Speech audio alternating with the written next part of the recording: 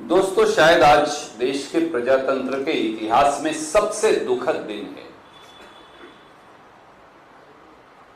बुरी तरह से हार का सामना कर रही भारतीय जनता पार्टी के नेताओं ने अब कर्नाटक में भारतीय राष्ट्रीय कांग्रेस के राष्ट्रीय अध्यक्ष श्री मल्लिकार्जुन खड़गे, उनकी धर्मपत्नी और उनके पूरे परिवार को कत्ल करने का प्लान बनाया है। क्या राजनीति इससे भी अधिक गिर सकती है? मोदी जी बहुत छटपटाए और विचलित हैं। पूरी भाजपा चिंतित है क्योंकि 6.5 करोड़ से अधिक कर्नाटक के हमारे भाई बहनों ने यह मन बना लिया है कि वो भाजपा को पूरी तरह से खारिज कर रहे हैं। हार का सामना कर रही भाजपा अब कत्ल पर उतर आई है। गाली गलौज की भाषा तो वो इस्तेमाल करते थे, झूठ और फरेब का और प्रपंच का इस्तेमाल तो वो करते थे, पर आज दुख की बात है कि भाजपा के चित्तापुर के उम्मीदवार का ऑडियो सामने आया है जिसमें साफ तौर से भाजपा के नेता न केवल गंदी गालियां और भाषा का इस्तेमाल कर रहे हैं खड़गे साहब और उनके परिवार के लिए, बल्कि श्री मल्लिकार्जुन खड़गे, उनकी धर्मपत्नी और उनके पूरे परिवार का सफाया करने की बात कर रहे हैं। कर्नाटक की जमीन से उठकर देश की राजनीति के शीर्ष पर पहुंचे श्री मल्लिकार्जुन खड़गे और कर्नाटक के लोगों के प्रति भाजपाई नफरत का इससे बड़ा सबूत कोई नहीं हो सकता। और ये एक डिजाइन है क्योंकि भाजपा को यह पच नहीं पा रहा कि दलित समाज का एक व्यक्ति, दलित समाज में फैक्ट्री लेबरर के घर पैदा होकर एक व्यक्ति ब्लॉक कांग्रेस प्रेसिडेंट से भारतीय राष्ट्रीय कांग्रेस के अध्यक्ष पद तक कैसे पहुंच गया।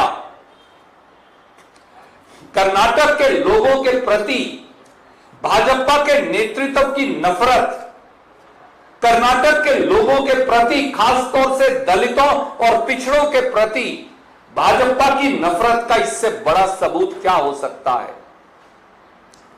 27 फरवरी 2023 को खुद प्रधानमंत्री खड़गे साहब को अपमानित करने का कुत्सित प्रयास करते हैं।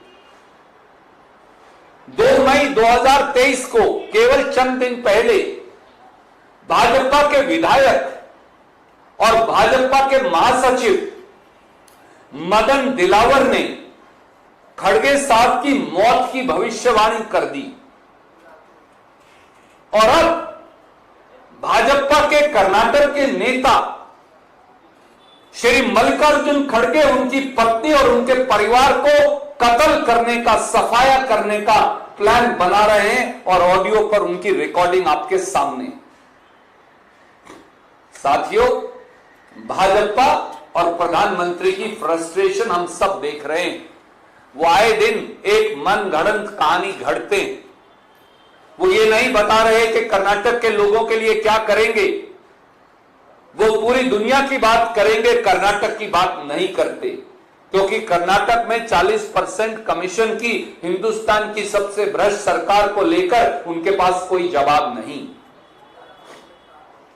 कर्नाटक बसवन्ना जी की भूमि है जहां 900-1000 साल से प्रजातांत्रिक असूल और एक दूसरे के साथ एक स्वर में, एक प्रेम से रहने का एक उदाहरण पूरे देश और दुनिया को कर्नाटक ने दिया है।